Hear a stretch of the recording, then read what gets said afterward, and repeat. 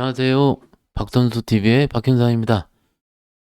현재 시간 10시 18분, 그죠? 밤 늦은 시간인데, 좀 전에 3프로 끝나고 저녁 먹고, 이 서현이 보고, 와이프랑 얘기하고 하니까 이 시간 정도 됐네요. 최근에 우리 구독자분들 너무 빠르게 증가를 해서 너무 다시 한번 감사드리고요.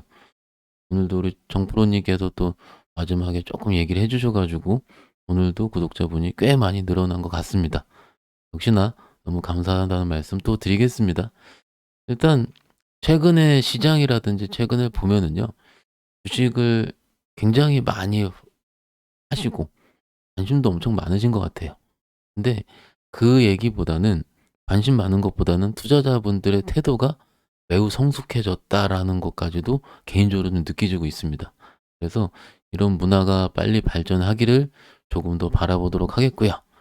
오늘 같은 경우는 이 얘기를 좀 드리고 싶습니다. 썸네일이 개인 보복 매수. 여기 보시면 저번에도 제가 요 비슷한 걸 활용을 했었는데 그때는 일어나 산타랠리 가야지였죠. 근데 지금 같은 경우는 대주주 양도세 끝났어라고 또 누가 만들어 놨더라고요. 빨리 산타랠리 더 와라, 올라라. 어쨌든 오늘 시장 같은 경우에 어제 매도를 했었던 우리 개인 투자자가 아주 한 방에 매수를 하면서 거의 보복 매수 수준으로 들어왔는데 그걸 어떻게 바라볼까 한번 생각을 해보도록 하겠습니다. 먼저 컴플라이언스 고지 말씀드리자면요. 본 영상은 투자 권유를 위해 만들어진 것이 아니고요. 제작자 소속 회사의 의견과는 전혀 관련이 없고요. 투자 결정 시에는 전적으로 여러분들의 판단과 책임하에 결정이 되어야 합니다. 저 같은 경우는 본 영상의 내용과 관련하여 선행매매 금지, 미공개 중요정보 이용 금지, 불공정 거래, 시세 조정, 부정 거래 행위, 시장 질서 교란 행위, 단기 매매 차익 거래 금지 등 자본시장법을 포함한 금융 관련 법규를 다 준수하고 있으니까 걱정하지 마시고요. 빨리 내용으로 들어가 볼게요. 이게 지금 오늘 아까 말씀드린 것처럼 개인과 기관의 진검승부가 시작이 됐다라는 건데요. 잠깐 수급화면 보면서 말씀드리자면 어제 같은 경우는 대주주 양도세 회피 물량 때문에 우리 개인 투자자분들이 3조 1천억 정도를 양시장에서 매도를 했고요. 그래서 오늘 어떻게 사나 봤더니 오늘 거의 3조 샀어요. 그죠? 거래소에서 1조 8천억, 코스닥에서 1조 1천억. 그러니까는 이 정도면은 굉장히 많이 놀랍니다. 솔직히 이 정도면 놀랍니다. 여러분들은 어떻게 느껴질지 모르겠지만은 이건 진짜 대단한 겁니다. 근데 기간이 1조 7천억을 팔았는데 금투에서 1조 5천억 정도 팔았어요. 그러니까는 12월에 배당 차익 거래를 통해서 샀었던 금투가 어라? 물량이 받아 진행하고 세게 때린 겁니다. 그죠? 이렇게 보면은 어느 정도는 빨리 이 물량 요거를요 12월에 들어온 물량을 계산을 좀 해보면은 금투가 5조 5천억 정도 샀습니다. 어제까지요. 어제까지 샀는데 오늘 1조 4천억, 1조 5천억 정도를 팔았으니까는 대충 4조 정도 남은 겁니다. 대충. 이 물량은 웬만하면 1월에서 2월 사이에 시장에서 물량으로 출회가 될 가능성이 높다라고 뭐 몇 번 말씀을 좀 드리긴 했죠.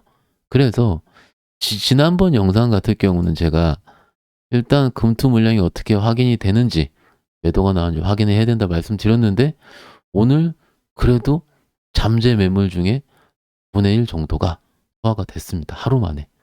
대단한 거죠. 그래서 어떤 식으로 판가름 날지는 시장을 조금 지켜보긴 해야 되겠는데 어찌됐든 하루 만에 꽤 많은 물량이 소화가 됐다라고 보시는 게 맞을 것 같고요. 여기서 저 해외 시장 좀 볼게요. 우리가 지금 항상 얘기를 하는 게 다우는 오르는데 그죠? 지금 다우 같은 경우는 신고가 근처, 나스닥은 조금 약하긴 하더라도 S&P 500은 신고가를 이미 쓰고 있죠. 그러니까 얘는 저기 미국 같은 경우는 오미크론 몇만 명씩 나오는데도 불구하고 상관이 없죠. 상관이 없죠. 근데 여기 볼게요. 이거 보면 더 열받을 수도 있어요. 대만. 대만 신고가입니다. 지수가. 그죠? 얼마나 이쁘게 올라가 이렇게. 이거 보다가 우리 지수 보면은 조금 짜증은 나죠, 솔직히. 근데 요거 보고 좀 위안을 갖자고요. 홍콩 곧 신저가입니다. 또 이렇게 있어요. 그러니까 물론 나라의 산업과 다 다르지만 단순하게 우리만 너무 안 좋고 대만이 더 좋고 이런 표현은 아닌 것 같다. 빨리 우리 시장도 요렇게 가야죠. 그렇죠. 가야죠. 가야 되는데 좀 지켜봐야 될 것 같다. 이렇게 말씀을 드리는 중이고요. 근데 이게 여기까지가 제 3%를 좀 종목 말하기 전에 얘기했던 건데 요 얘기를 좀 드리고 싶어요. 저는 여러분들이랑 소통을 좀 하잖아요. 소통을 좀 하는데 조금 자금이 많으신 개인 투자자분들이 요 얘기를 조금 하시기 시작을 합니다. 지난주부터 조금씩 나왔던 얘기긴 한데 스로비드라고 이제 화이자 치료제죠. 화이자 치료제가 뭐 우리나라에서는 60만을 샀다고 했나요? 뭐 어쨌든 수치까지 제가 자세히 기억은 안 나는데 어찌됐든 만약에 효과가 발휘하기 시작을 한다면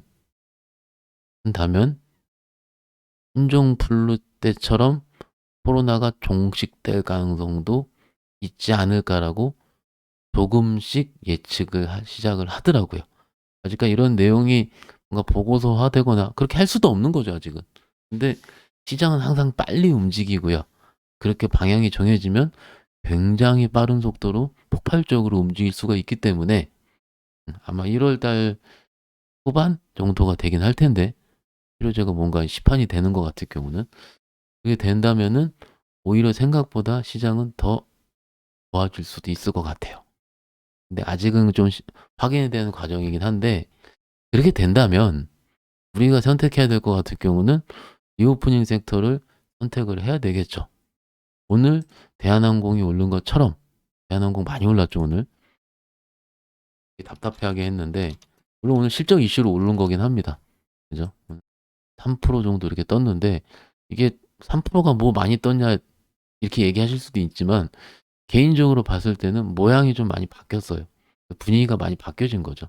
그리고 오른 이슈가 단순하게 테마성이라든지 재료 뭐 이슈로 오른 게 아니고 실적 이슈로 오른 거기 때문에 항공화물 수요 증가, 그래서 어닝 서프라이즈가 예상이 된다.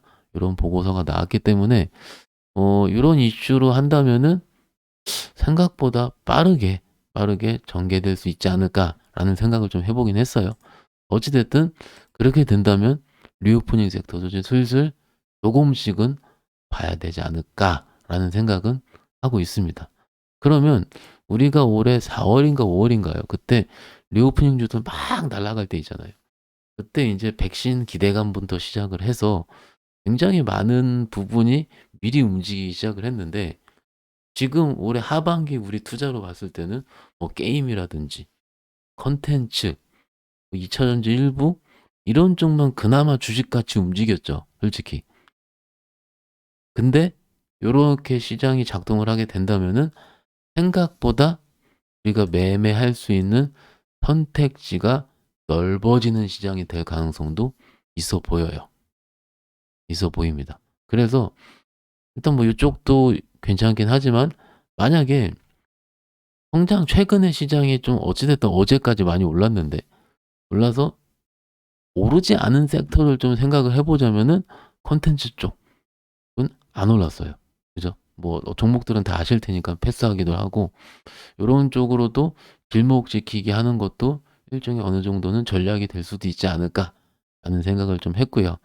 제가 최근에 보고서를 좀 보니까는 컨텐츠 섹터가 컨텐츠 종목들이 컨텐츠 뭐 드라마든 뭐 영화든 흥행을 해서 왜 계속 안 가는지에 대한 부분들이 궁금할 텐데 보고서상에 이렇게 써 있더라고요.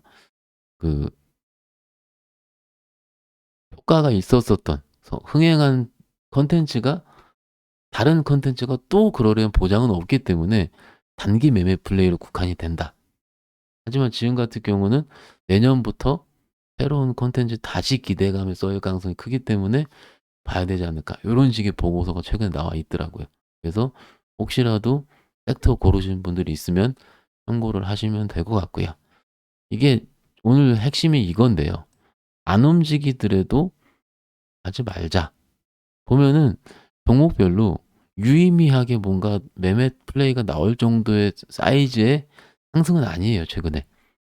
그렇지만 평가 금액이 쪼끔씩은 올라오는 거를 느끼실 거예요, 여러분들도.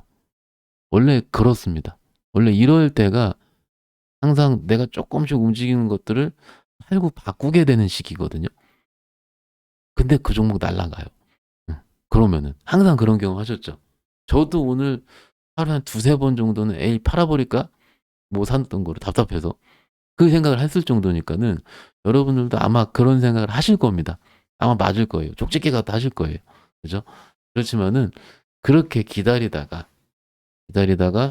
매도를 해 버리면 또 날아갈 수가 있기 때문에 요 시즌에서는 요런 부분을 꼭 참고하셨으면 좋을 것 같다라고 말씀을 드리고요.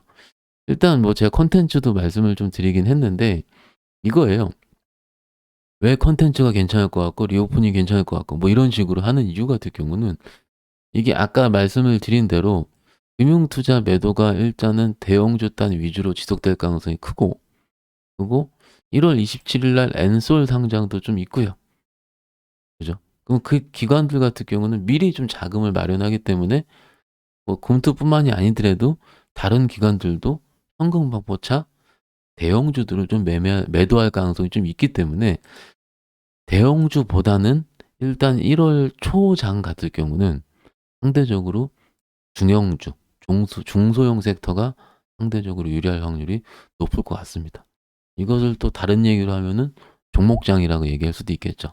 그래서 어 너무 대형주만 하시지도 소형주가 좋다 이것도 할 필요가 없는데 그래도 확률적으로는 제가 개인적으로 봤을 때는 중형주 단이 조금 더 확률상으로는 높지 않을까 이런 생각을 좀 말씀을 드리고 싶었습니다. 어찌 됐든요. 지금 시장 같은 경우가 처음 접하시는 분들 같은 경우에 그러니까 오늘 이제 3프로 가서도 배당락 얘기를 좀 길게 했는데 그 계속 여러 가지 이벤트들을 접하는 중이실 거거든요. 그죠? 그 이벤트를 접하다 보면은 이것들이 패턴화되는 경우들이 있어요. 그래서 나만의 패턴을 꼭 만드실 필요가 있습니다. 이런 시즌에는 내가 이런 종목이 올랐던 걸 기억을 하고 저런 시즌에는 현금 보유가 좀 옳아섰다라는 판단을 하고 물론 제가 미리미리 말씀을 드리긴 하겠지만 그러더라도 저도 틀릴 수 있으니까 여러분들도 나만의 데이터를 항상 만들어서 관리하자. 이런 말씀은 또 말씀을 드릴 수가 있겠고요.